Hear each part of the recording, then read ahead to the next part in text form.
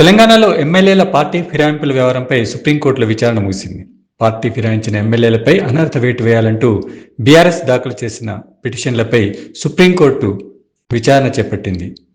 దీనిపై జస్టిస్ సంజయ్ కరోల్ ధర్మాసనం ఇవాళ తుది తీర్పు ఇచ్చింది.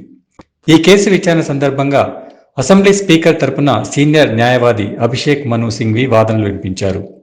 ఎమ్మెల్యేల అనర్హతకు సంబంధించి దాఖలైన పిటిషన్లపై స్పీకర్ ఇప్పటికే విచారణ జరిపి నిర్ణయం తీసుకున్నారని సింఘ్వి కోర్టుకు వివరించారు. ఈ మేరకు పిటిషన్లను స్పీకర్ కార్యాలయం పరిష్కరించిందని ఆయన ధర్మాసనానికి తెలిపారు.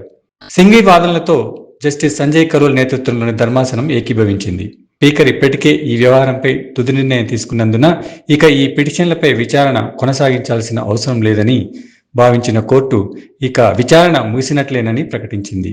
2 రోజుల్లో స్పీకర్ తన తీర్పు కాపీలను ఫిర్యాదుదారులకు ఇవ్వాలని సుప్రీంకోర్టు పేర్కొంది.